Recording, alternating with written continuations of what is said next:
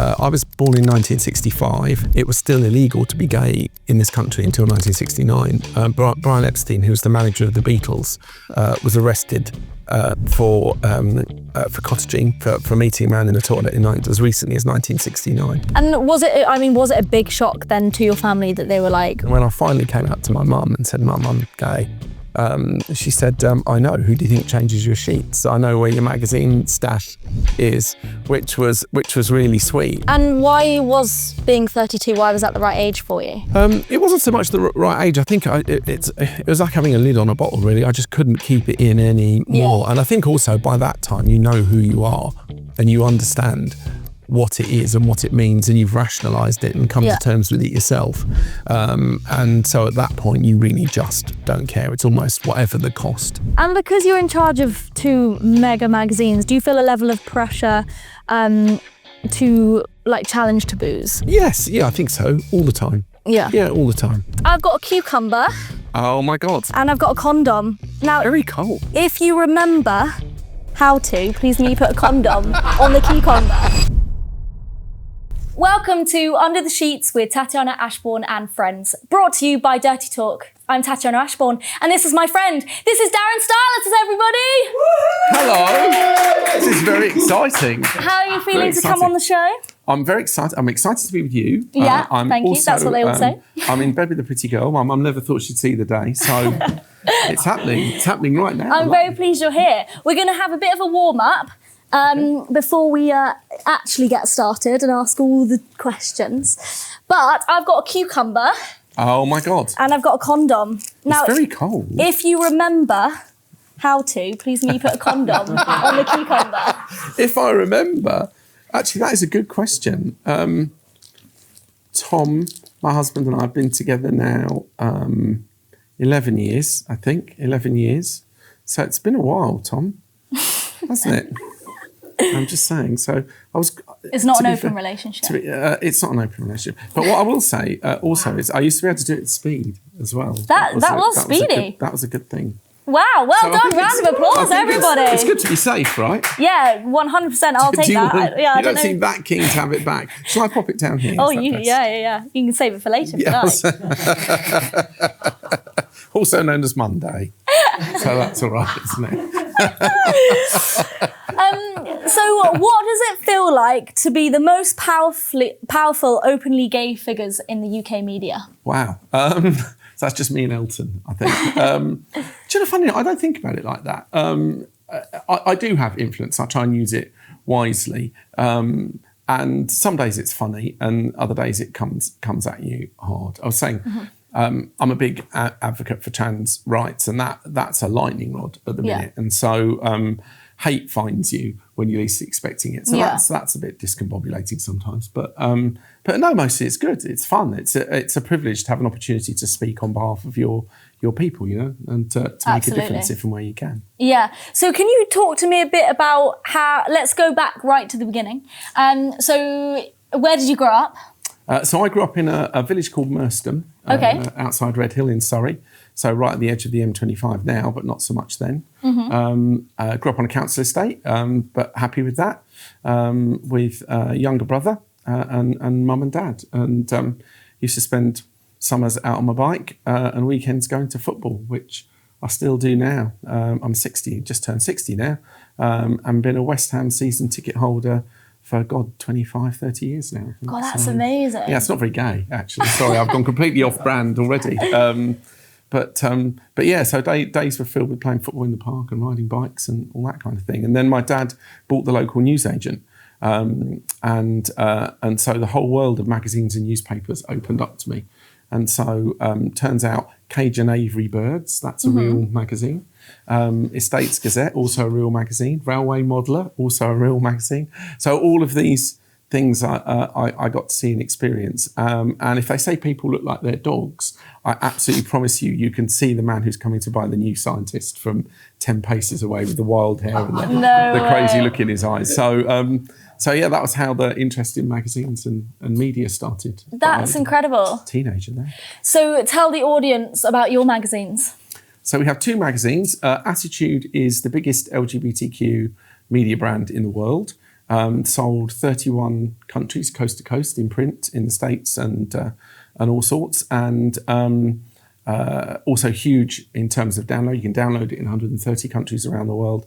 Big website, and then huge events that have global resonance. So that's an extraordinary thing. It's like the gay GQ. That's incredible. So that's super cool. And then the other one is Rolling Stone, which is the original American music and entertainment magazine. And we have the UK license for that. And that's now in its 55th year, I think. Not in the UK, but generally. Yeah. You took over Attitude in 2015. I did, yes. What was your vision for it when you first got it?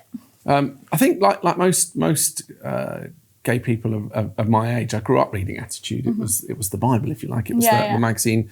And when I first started to read it, I wasn't an out, so it was kind of the window in the world that I wanted to live in. Okay. But then over a number of years, as digital came along, so initially it was websites and then it was social media and everything that then came after. The magazine was starting to struggle. It hadn't adapted at the rate that it should have done. And so it was losing a lot of money at that point. It was losing £250,000 a year. Wow. And had done for 5 years straight. And the people who owned it wanted shot of it.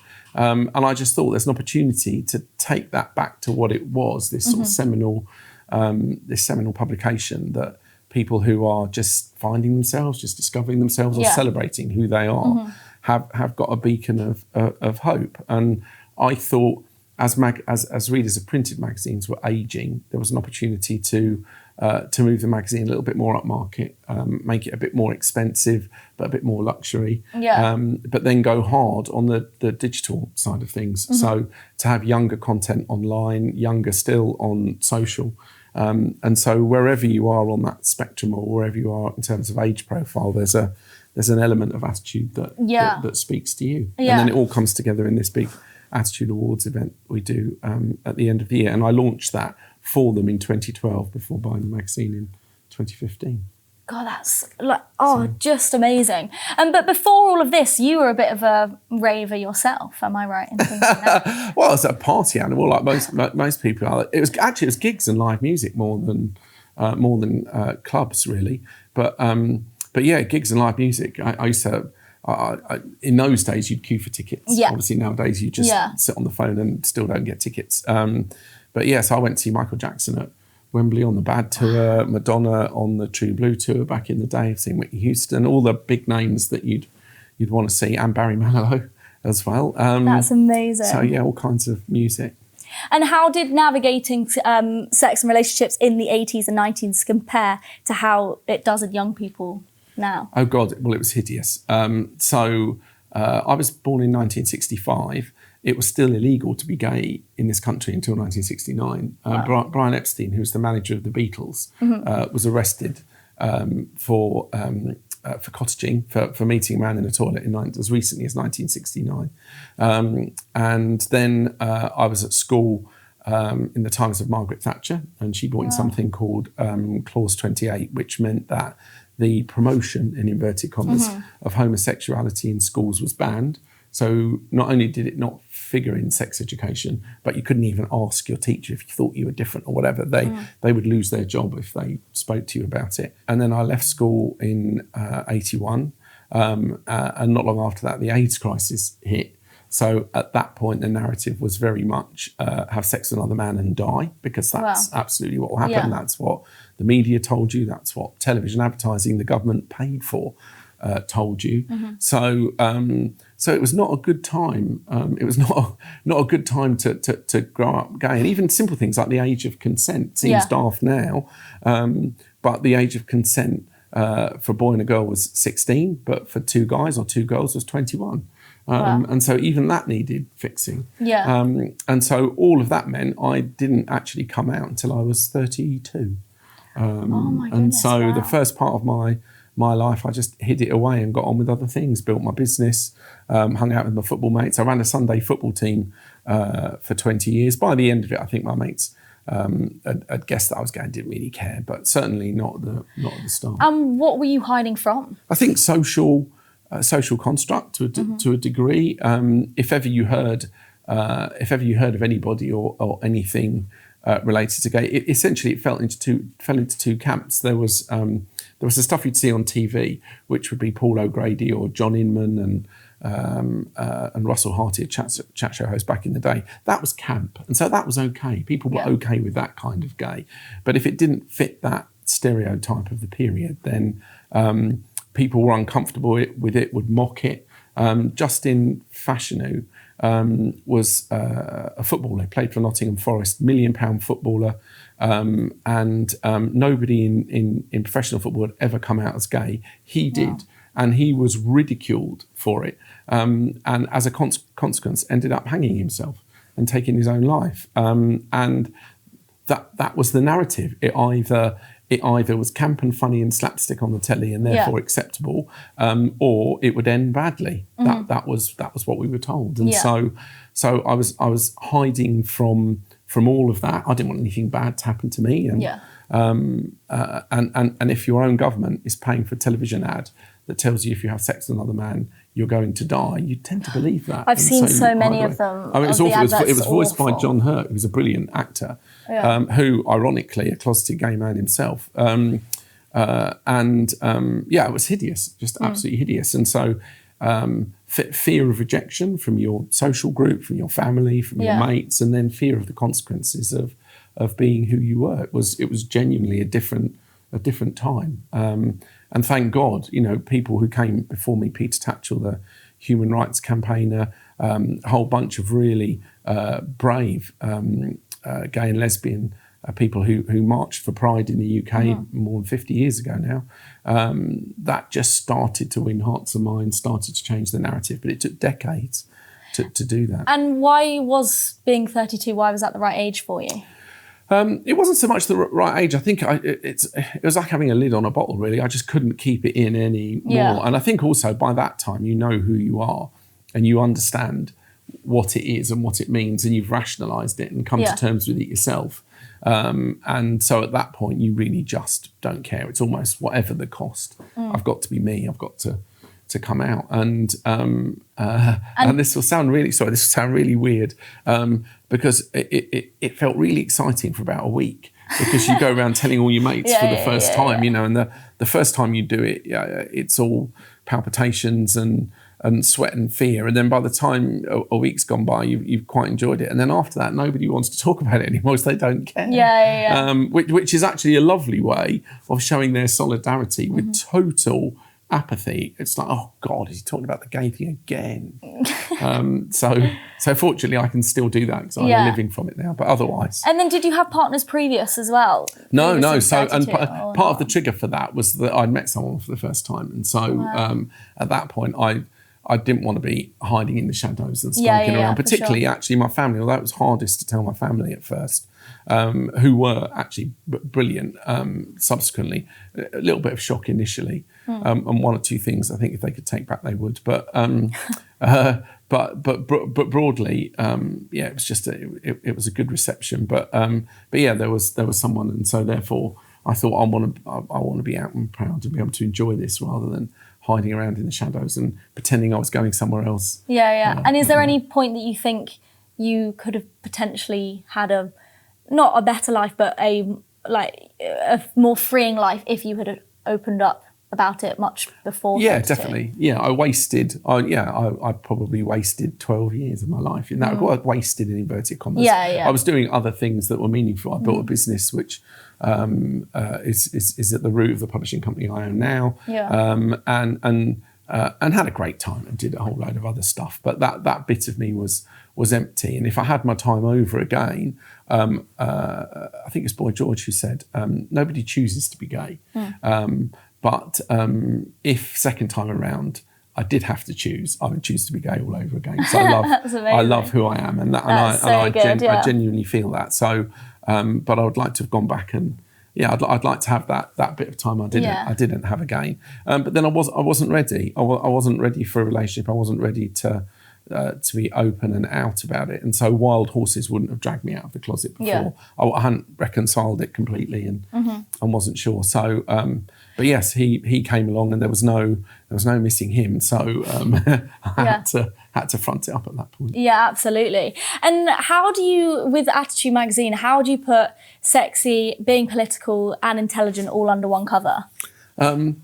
It's a balancing act sometimes, but ultimately all of us are the sum of our parts, aren't we? So, and we all have a bit of that in all of us. And sex and sexuality are different things, but also gloriously the same thing. So we describe ourselves as sex positive. The reason Attitude exists is primarily for gay and bisexual men, although we represent the whole LGBTQ plus community. But what binds us all together is our sexuality and our love of a fellow man, literally, rather than generically. And so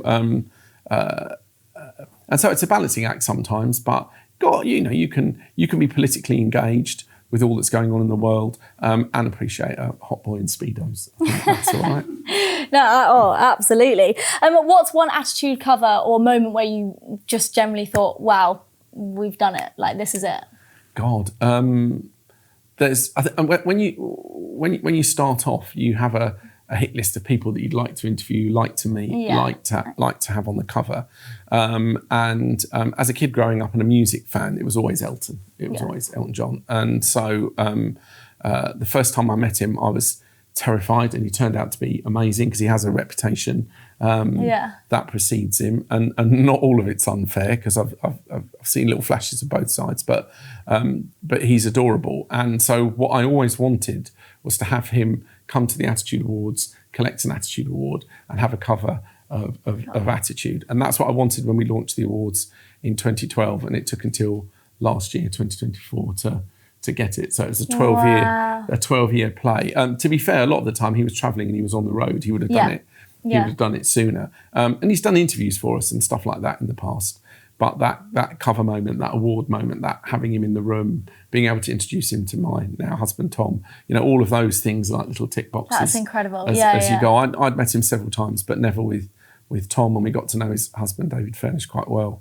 And so that was the point where I had a little bit of a swallow it down moment when he walked out onto to stage, and they got Ed Sheeran to present the award to him because Ed's a mate of his. And so watching Ed Sheeran come out, hearing the gasp in the room, because obviously that's like a double A-list name. Oh my God, unbelievable. People were excited. And then I was thinking, you're excited about Ed Sheeran, just wait until he tells you he's coming. And then there was Elton in his lavender suit. So yeah, big moment. Massive moment. Big moment. So that's the one. There must be, so many amount of challenges for having this magazine, because I know for me, even being able to post an advert online, and everything gets banned or whatever. Do you have those issues or not really? There are elements of that. Yeah, getting banned or shadow banned on social, depending on your content. And I should say, it's getting harder because suddenly other people's opinions or a channel's view of what's acceptable is now coming into play, and it never used to be like that. I completely understand age verification and all of the stuff that people are concerned about managing online content, but as a media owner, as a journalist before and a publisher now, there's a really fine line between that and censorship. When one person has the power to say, well, you can say that, or you can't say that, or you can do that, or you can show that, or not get it. Facebook have always done actually quite a good job of managing content. They've been a bit overzealous sometimes. Sometimes it's someone's job to sit in a room, look at the images we post, and decide whether the outline of the penis is visible, not visible, or just about passable. And if there are too many VPLs, then we get put in Facebook jail for a period of time, and our access gets restricted. And so over time, that's become a bit of a black art. And so we have to crop pictures differently for Facebook as to if they were on Instagram or Twitter. Twitter it can be all out, but if it's on Instagram, we have to be a bit more careful. So there's you end up self-censoring and monitoring channels and things. And then now we're getting into sort of deeper political water with Trump's America, where he's very anti-trans, where they're now getting much braver talking about being against gay marriage, which was an argument that we thought we'd already, also equal marriage, I should say, that we thought we'd already won, and that's starting to slide back again. And some of that is being imposed from the top down. And I have to say the leadership in this country is really weak on that. It's weak on standing up to him about it, and it's been very weak here in reassuring LGBTQ people and trans people in particular that they're not loved and they're not and that they're safe. So challenging time. God, but incredible that you're able to be a part of it in a positive light and try and shed light on. Yeah, that's the good thing. As I was saying earlier, it's a privilege really to have a platform where everyone, when they're 2 pints in the pub, can have a view and espouse it to their little world. The only difference between that and mine is it's just a slightly bigger stage and more people listening. We've got a good track record at effecting change for good. Absolutely. For supporting people, and sometimes even if you can't change the law in the moment, or you can make that group of people or that person feel they're not alone, and that can save them from a bad situation. And there's countless stories of people who have, when they realise that it's Mr. Attitude, they'll come and say, "Oh my God, that magazine saved my life. It was the world that's incredible. I thought I couldn't live in." We had an awards a few years ago, and Tom Daley was the host. And he was telling us the story in the dressing room that he used to go and buy a broadsheet newspaper once a month, and his dad was so pleased that he thought he was reading a proper newspaper. And Tom said, "I used to do it because it had lots of stuff in it, and so I could hide my copy of Attitude in my newspaper and smuggle it home." And so he told me that story. And then that year, Sam Smith was one of our guests, and I was sat next to Sam, and I was telling him what Tom had said, and he said, "Well, funny story. I used to buy Attitude and hide it under my mattress so my mum wouldn't find it." He said, and then when I finally came out to my mum and said, "Mum, I'm gay," she said, "I know. Who do you think changes your sheets? I know where your magazine stash is," which was really sweet. And then those were private conversations. And then Matt Lucas was getting an award the same year, and then he on the mic said, "I just have to say thank you to Attitude, because when I was a small boy growing up in a local village, I could never imagine the world in which I wanted to live until every month I went and bought this magazine, and I thought there are people like me out there. I'm gonna be okay." And that's it's soft power rather than absolute power. But it changes people's lives. And sorry, one more little story I'll tell, which is really emotional. The rugby referee, Nigel Owens, was the first rugby referee to come out as gay and ended up refereeing a World Cup final. So in terms of what he did, an absolute flag bearer. And we gave him an Attitude Award, and he came and he told the story about, as a young man, he just couldn't bear the thought that he was gay. He just couldn't cope with it at all. And he decided to take his own life. So he wrote a letter to his mother and left it for her to find, and then went to a hillside in rural Wales, took a bunch of pills and laid down and just waited for it to wash over him. And he came around in hospital because his mum had found the letter, read the letter, and guessed from what he'd said in the letter where he'd gone. And so was able to find him, get him medical help and whatever. And his mother said to him, "I know it feels bad, but you're not alone. Look, I've bought you this magazine." And so she gave him this magazine and said, "Read this. There are people like you. You can find your tribe. They're out there. There's no need to do this. It's perfectly normal." And so he told that story in a speech, and then looked directly at me and said, "Thank you, Attitude. You saved my life, and you do the same thing every day for thousands of children who are growing up feeling different." And so I did what any reasonable person would do and cried like a baby when someone says something like that to you, and it had that effect on the room. It was a fairly dramatic moment, and so that's when you realise not only the soft power you have, but the responsibility that comes with it to defend people and to talk for all people regardless of where they are on the rainbow spectrum. Oh my God, just Sorry, incredible what you've been doing. No, but it's amazing. Started as a funny story. And then that's... But then getting the Rolling Stone contract, like what did that must have... Because obviously they're completely two different magazines. They but are. What did that mean to you, getting that contract? Well, that was something I'd wanted for years, because I think it's the coolest magazine in the world. You know, it's music, TV, entertainment, all the things you'd get excited about, and then politics with a small p. So it's not tribal, but it makes a really good case for itself as a kind of carrier of social justice. And so I went to see the then publisher and owner, Jann Wenner, the founder of the magazine, God, about 20 years ago now, when I was young and naive and not that well versed. And so went in and made my pitch. And we agreed on many things, but he didn't agree that I was the person to be running Rolling Stone in the UK at that time. And that was 20 odd years ago now, and he was right as well. I wasn't ready, but I was enthusiastic. And thought I could be. But then we bought Attitude, made a success of Attitude, and then created all of these live events, these 3 big live events that we have a year that everything's stitched around. And I thought, you know, if I were to put that model in front of Rolling Stone now, I bet they'd look at me differently and go, yeah, because we'd say to them, it has no presence here, but we rescued this magazine, we can build a newsstand presence, we can build the social channels, we can build live events.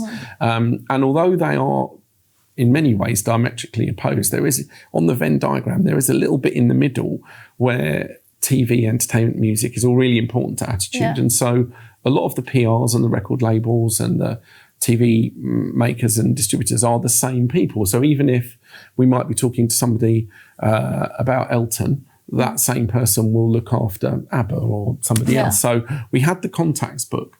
And so during lockdown, rather than just sit at home and keep cutting the grass, I reached out to them and said, look, while everyone's sitting at home, would you take a pitch from me for the UK license? Because they had licenses in 16 other countries around the world. Wow. And they said the only reason they didn't have the UK was because after the US, we're the second biggest exporter of music in the world.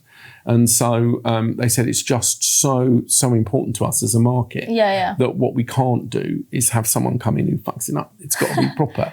And I said, well, look, here's our track record. Here's everything we've done with Attitude. When George Michael came out, the first interview he ever gave to any press, the first sit-down interview was Attitude. When Elton John and David Furnish got married, the only interview they ever gave was to Attitude. And there's many stories like that. And so we used that as a track record to attract them in. So September 21, we launched Rolling Stone in the UK here with Bastille on the cover.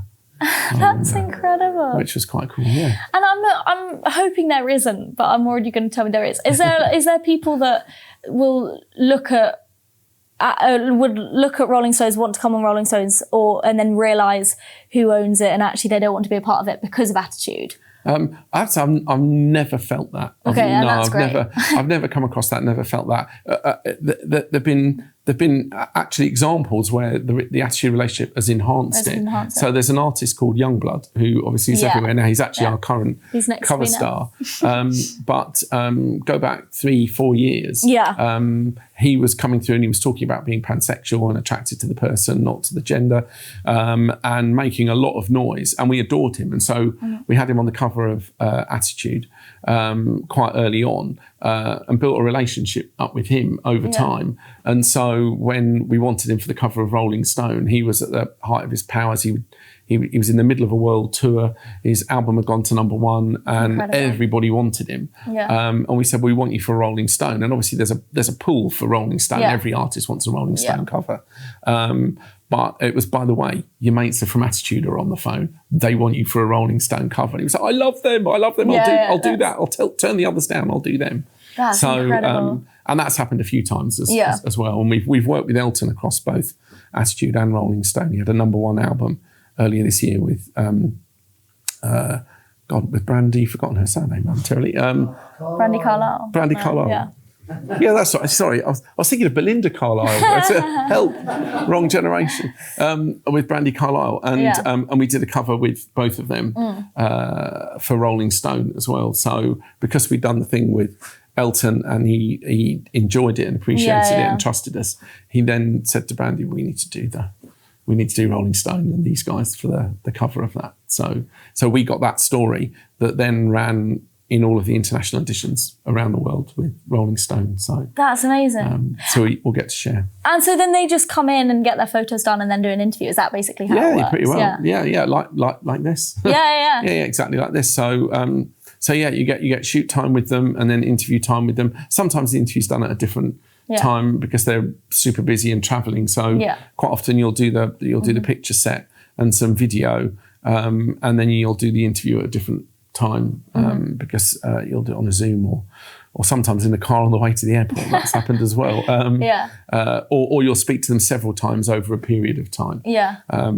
But it's good because you get to hear the music before anyone else, which is quite exciting. Insane. So I got to hear that album, and actually the album got pushed back. So I probably got to hear it 6 or 7 months before anyone else had.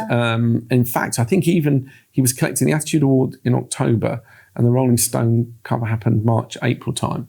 But we'd heard the album in September. And then couldn't say a word to anyone about it. Couldn't even acknowledge its existence. It's like, is there an Elton album? Is there an Elton John album coming? No, I don't think so.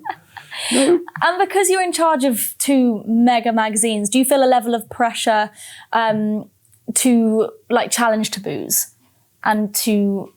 Yes, I think so. All the time. Yeah, all the time. But probably in a good way, right? Yeah, in the best way. Yeah, you're always. I think you become a journalist in the first instance because you're nosy and want to know other people's business, and then having poked your nose into other people's business, have a view. And so always why? Yeah, but why though? Why are you doing that? Why do you think that? How does that work? And so whether it's trans rights and arguing with politicians over bathroom rights and all of that nonsense. Or just being in the room with the decision makers. I've met the last 8 prime ministers, I think, in one form or another, and I've spoken at length with some, not so much with others.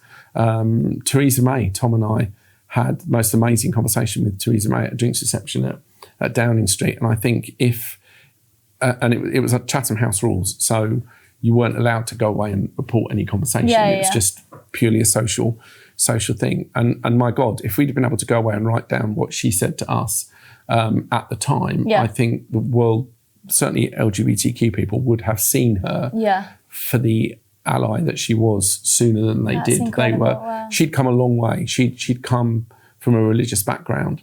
Her father was a vicar, and so.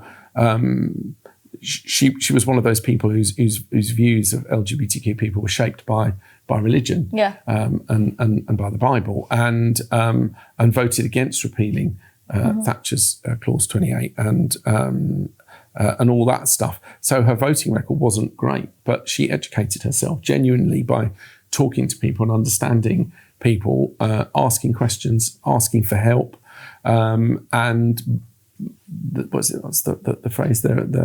There are none with the conviction of the newly converted, and she absolutely had that, and she was brilliant on everything from, as I say, from trans rights to equal marriage and all sorts. And so it's a privilege to do things like that and get to see it from the other side. But then equally, you meet people and you think they're either paying lip service or the lights on, but there's no one at home. Yeah, absolutely, definitely. When do you feel the most powerful, and when do you feel the most vulnerable? Both at the same time. Every year we do the Attitude Awards, and it's a big night. 700 people for a sit-down dinner at the Camden Roundhouse, and we've had some of the biggest stars in the world come through there. So Prince Harry's come to collect an award on behalf of Diana on the 20th anniversary of her death for her work as an HIV and AIDS activist.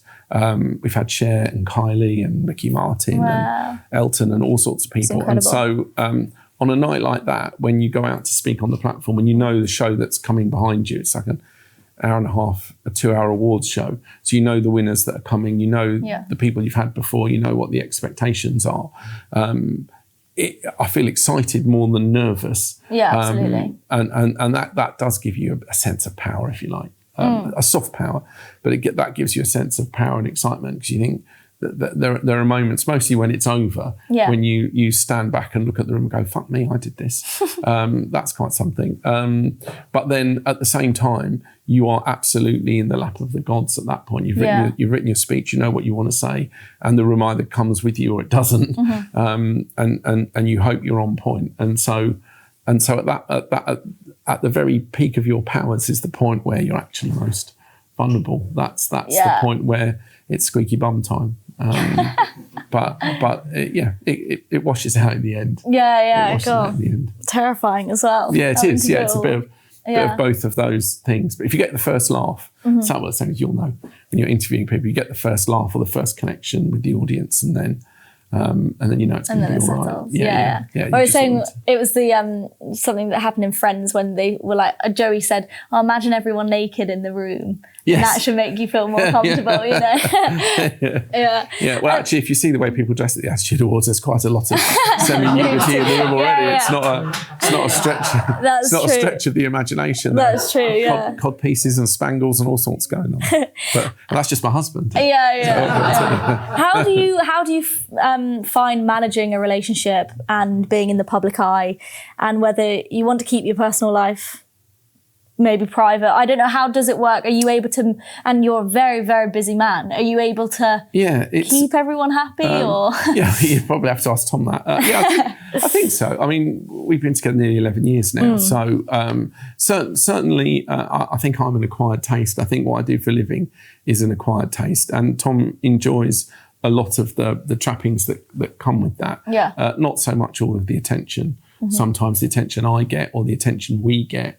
So we don't put ourselves out there as others do in our industry as a power couple or anything ridiculous. We're two quite different people. He's he's an individual, and so we're not cut from the same cloth at all. Which is why I think the relationship works, and B, why he's sane in his own head. He's quite happy to walk alongside me, but. I think it's in the early stages of a relationship when I have some of the visibility I do, and someone alongside you doesn't. That can make you feel lesser. Yeah, absolutely. And I think he did struggle a little bit with that initially, but then to meet him is to know that. No, he generally doesn't play that role very well. And you know, he is my absolute equal, obviously, in the relationship. And so really what happens outside of that is white noise. And there's a skill to recognizing. Obviously, it's nice to be known and it's nice to be loved and it's nice for everyone to be excited about that. But when you go home and shut the door, it's still just the two of you at the end of the day. And so we make each other laugh and we focus on that kind of stuff, really. That and his gardening, his cooking. I couldn't do without him. He's the wind beneath my wings. But we are very different. We're very different people, and you have to. You do have to work at it. There was actually, I hate me for telling this story, but I'm going to tell it anyway. For the first, I think, 5 or 6 years of our relationship, you could absolutely guarantee the one day of the year we would have a row would be on the day of the Attitude Awards, because 10 days out from that, because it's the biggest thing we do. It turns over almost £1 million, that one event. Wow. It's, on its day. And so it's not quite like we bet the house on the awards every year, but we kind of do. And it takes the absolute focus. And we're only a team of 27 at work, 27 of us, working across both magazines. And so it takes the focus of everybody in the building, absolute focus for probably 10 days out, because you're covering everything from ticketing to AV to whatever. That's a lot. And I feel stressed already. It is a lot, and you're moving a lot of people. So it's 700 guests, and then 14 winners, 14 presenters, a host, and some of them are flying from the States as well. So there's a lot of management that goes on around that. And so Tom always says, 10 days out from the awards, I lose him because he's just fixated on getting that event away. And now he's fine with that. But for the first few years, he would put up with it for a bit. And then by the time it got to the day, you know, he hadn't really had my whole and undivided attention for 10 days. And so there'd be a me moment every year for the first 5 years. And he'll admit to it now, and we laugh about it. And then after that, the 5th time, I'd have to say, I've had enough of this now. You know, every year we go through this cycle. You do realise you're doing it, don't you? And then there was a moment you went, well, actually, now you mentioned it. No, I hadn't. I was just feeling a bit sad at being left out. So at least he doesn't do that anymore. He's kind of grown into that. But then the event's as much his as it is mine now anyway. So when we arrive, you know, people are as keen to see him, and there's a whole group of friends that he's made. So we kind of arrive together and leave together, and then barely see each other in the course of the evening. So yeah, it's like any relationship. You have to work at it, don't you? Yeah. Oh my God, absolutely. And what legacy do you want to leave behind? God, one many years from now, that would be my first choice. What legacy do I want to leave behind? I'd like to think I'd made things better. I think that's honestly the thing.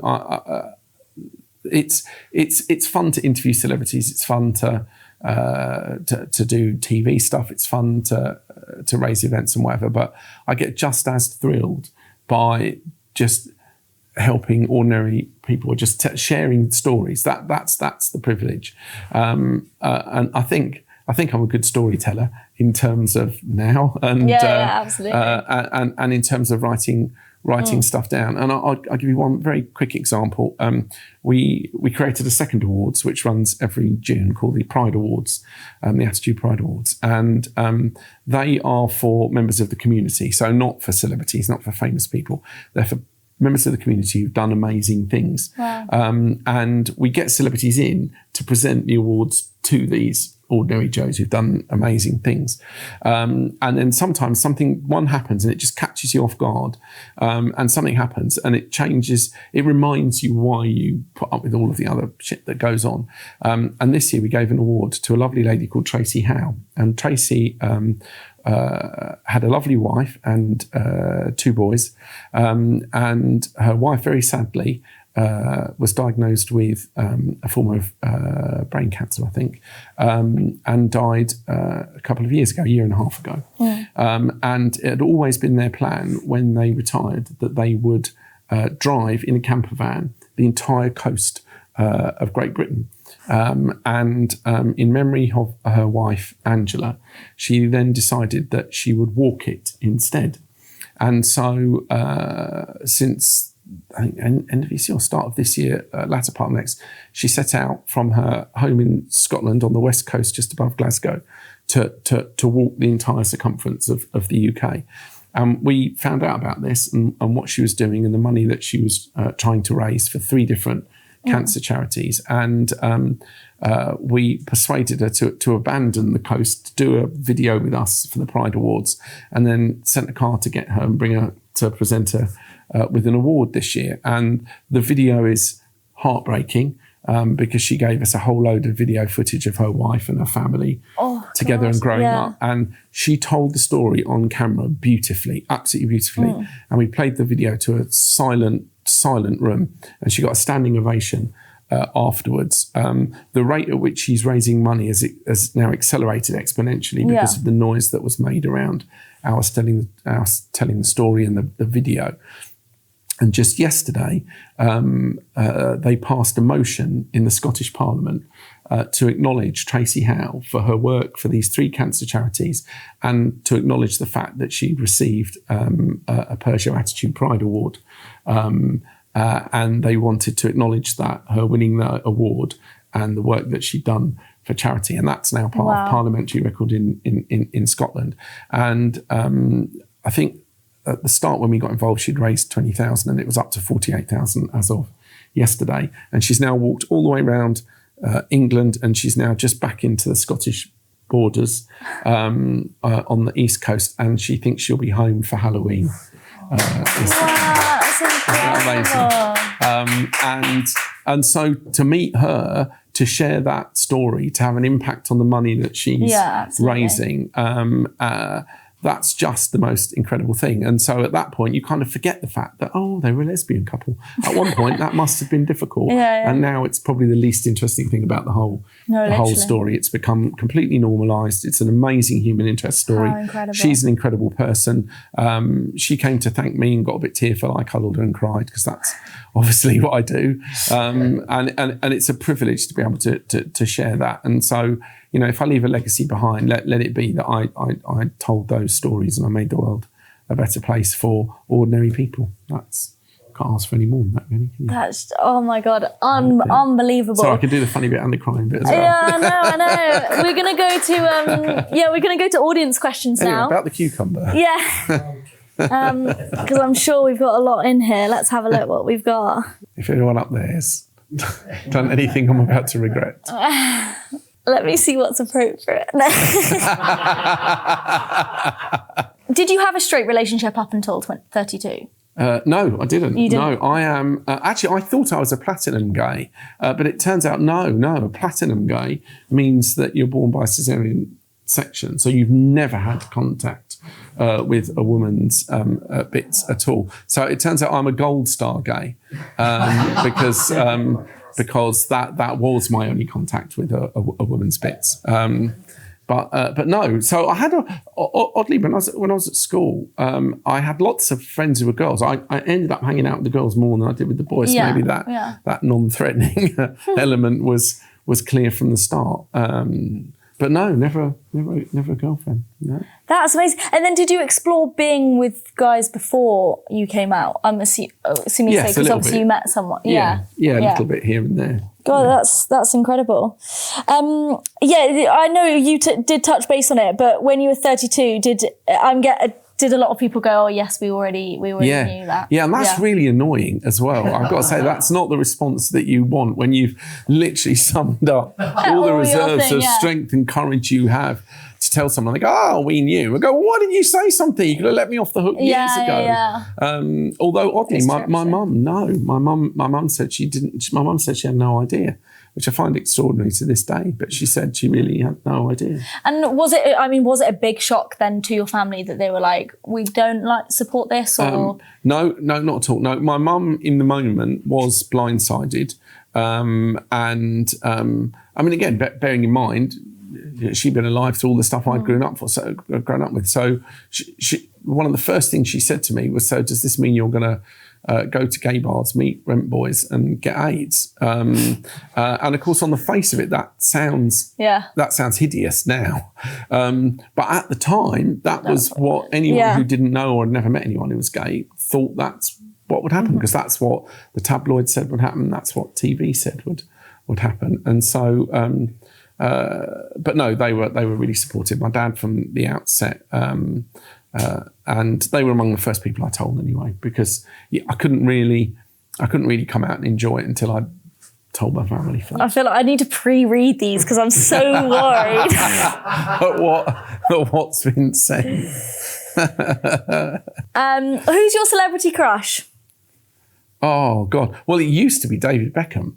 It used to be David Beckham until he took all of the Qataris' money and advocated holding the World Cup in Qatar, where of course there's it's illegal to be gay, and so at that point he dropped right off the list. But he was always the favourite. He also actually back in the day did an Attitude cover interview, which then was an incredibly brave and powerful thing to do, and actually made a huge difference. Which is why I think. In our world, his fall from grace was a bit sad. But it sounds really old-fashioned thing to say. But Youngblood, who's on the cover now, I've seen him nearly naked in latex, which probably needs qualifying.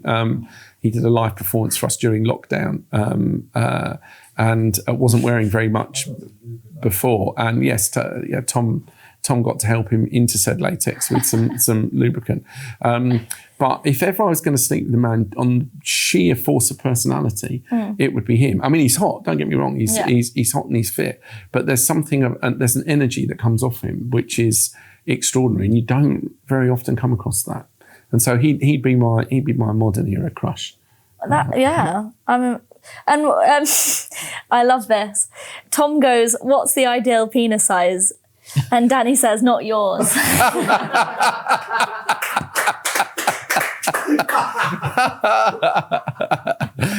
I remember once I was once asked to give out an award. Back in the day, we used to publish a magazine for A Place in the Sun, the TV program for Channel 4, and I was once asked to give out an award. The awards for property developers, and I got given the award to hand out for best medium-sized property developer, which obviously. If there's anything that's been designed to gather revenue, there's a set of awards before you.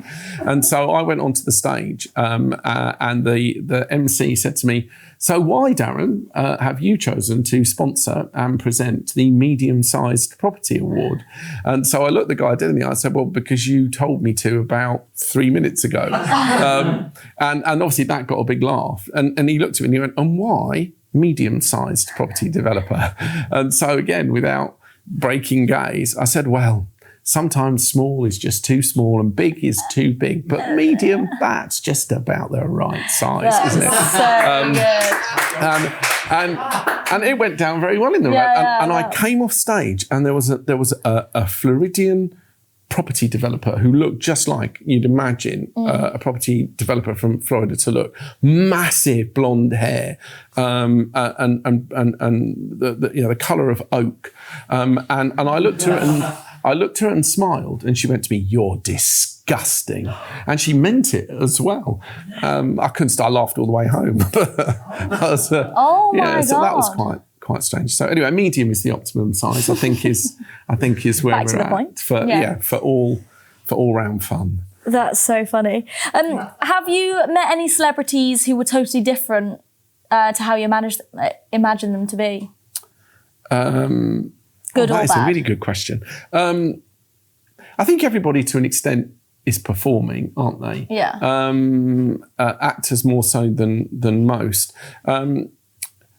Mostly, it's the normalcy that surprises you, actually. I remember the first time I met Davina McCall, and she came bowling up, shook me by the hand and said, "Hello, I'm Davina, lovely to meet you."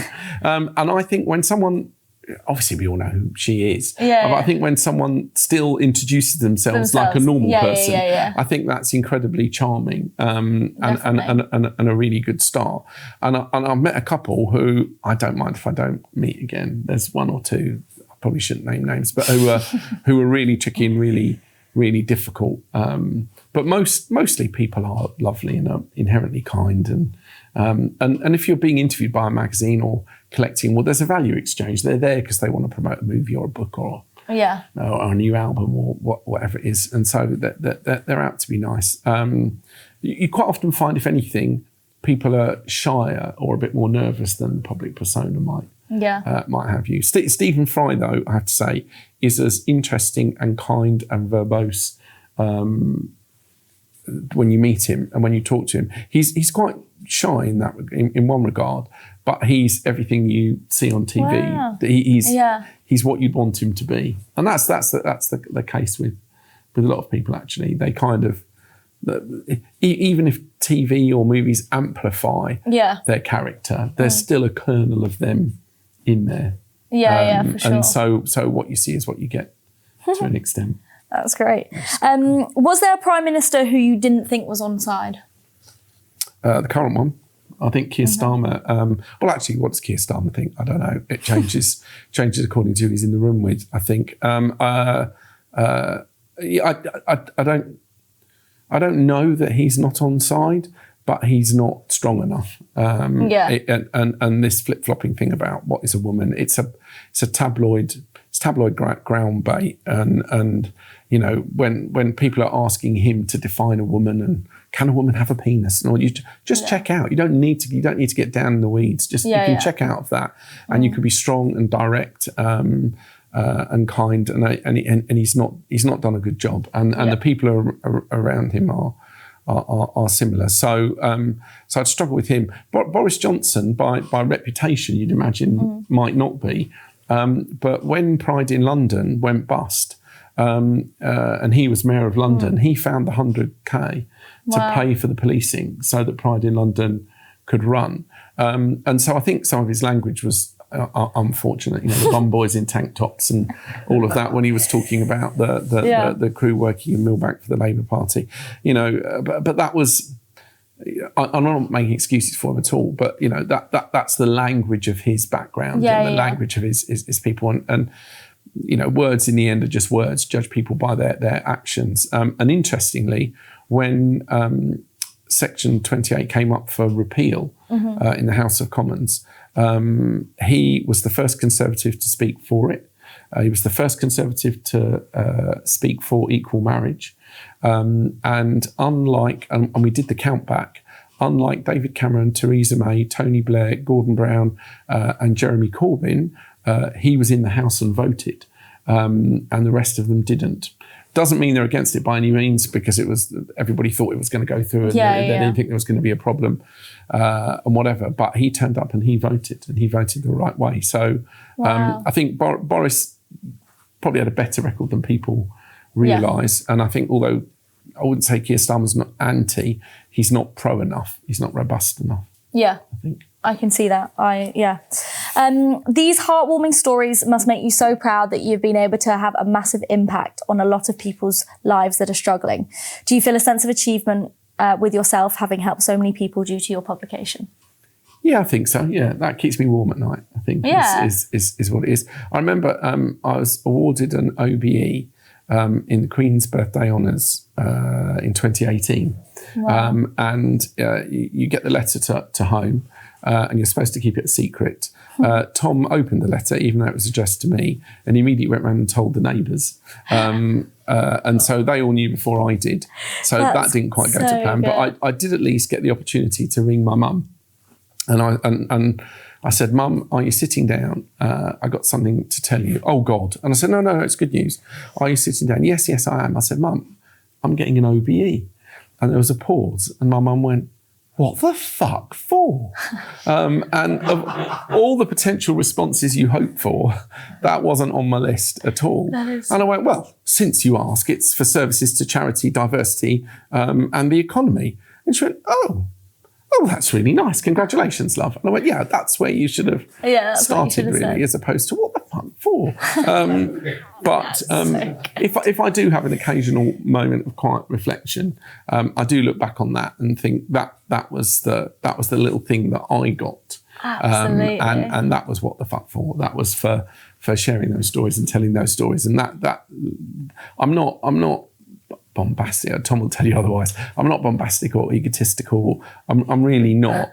But you need a certain amount of courage and confidence to go out and do this and to talk to people and tell those stories. So you need that confidence, and that confidence has to be fed and come from somewhere. But that getting that award, that was something that isn't for people like me. I didn't think would ever happen. I'm a kid from a council estate with 3 O-levels. And so that's not how I thought life would work out. But I'm delighted it has, and that's quite a nice thing. And sometimes those letters after your name also help you do more good and kick down a few doors and make some noise. So that keeps me warm at night. We're gonna play a quick fire questions, quick fire round, whatever you call them. To finish off, right? First boy band crush. Take that, all of them at once, covered in oil. Do you remember when they were face down in the sea with the bums up? Yeah. Mark Owen, if I had to choose one, but all would be fine. Mm-hmm. One cover shoot you regret and one you'd frame forever. I kind of regret the David Beckham one now, given how all of that's transpired out. The one I would frame forever, George Michael's Coming Out cover. It's the most fantastic story told in the most self-effacing way that he said, at the end of the day, everybody thinks I'm a slut and I'm fine with that. And that was the quote, the pull quote that we used and have on the office wall. And so, he's that is framed and is on the wall. God, that's incredible. Who's overdue a Rolling Stone UK cover? Oh, wow. Actually, I just say we did Ozzy Osbourne for the 2023 Rolling Stone Awards, and I'm glad we did. I'm glad we got him while we could. It was an amazing shoot. He was supposed to come and get an award, and he wasn't well enough to travel. Sharon came instead, and So that was a massive box tick, and obviously that means more now even than it did 2 weeks ago. Who would I really like to do? Well, actually, it does film and TV as well. I think Tom Cruise would be interesting to talk to. I think he'd be a good Rolling Stone UK cover. So that would be good. I'd like to. The Rolling Stone in the US has done Obama a couple of times. I would like to have interviewed him for sure. I think that would be good. And part of me wonders whether it would be worth interviewing Trump. Just to look him in the eye and see. Well, I know what Keir Starmer's like, but just to see if he is as mad as I think he is. That would be interesting. But if it was a music star and it nearly happened and it didn't quite happen, when ABBA Voyage launched, we had the opportunity to sit down with two of the two boys, and one of the girls would do a phone interview and one would do an email interview. And we talked about it as Rolling Stone with the US, and they said, no, if it's a Rolling Stone interview and it's going to be a proper world exclusive, you've got to be able to talk in person to the fourth one, because anyone could write any old shit on email. It's got to, in terms of integrity, it's got to be all four or none at all. And we got that close, and in the end it was none at all. But I would have loved to have interviewed ABBA. Because when I was a kid, that was why I bought all of their albums, and genuinely to have said thank you for the music would have been amazing. I'd love to have done that. Yeah. And most outrageous direct message you've received after an Attitude shoot? After an Attitude shoot? It would have been something to do with underwear, because depending on how little people are wearing, I think... I've signed the Speedos and left them on your desk. That was there you go. That was a DM. That was Chris Mears, the Olympic gold medalist, did a shoot for us. And I had to go. And he wore some little red Speedos, the same ones that he wore to win his gold medal in. And then he signed them, wore them for the shoot, and then he signed them and left them on my desk. And so, the note said, I've signed my Speedos and left them on your desk. That's incredible. That's so good. And they call it work. What's one piece of advice you'd like to give to anyone that's a bit like telling your younger self, if they've got a big dream, like owning 2 insane magazines? Always believe in yourself, because no one else will. It always starts with you. Quite often you hear musicians talking about how they used to dance around the kitchen singing into a hairbrush and all. Now, we all do that, by the way.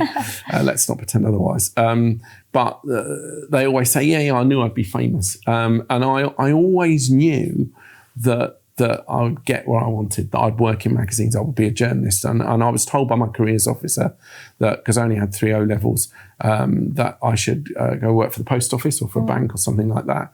And that it wasn't for me, which actually just made me more determined. Believe in yourself, believe you can, and you'd be surprised how far bloody-minded conviction can carry you. Wow. Got me this far. That's so good. I've got a gift for you coming on the show. Now I'm scared. I've got you... No, don't worry. Don't be scared. I've got your own Dirty Talk mug. Thank you so much. Very much. Honestly, it's been an honour to have you. It's Darren Styles, everybody.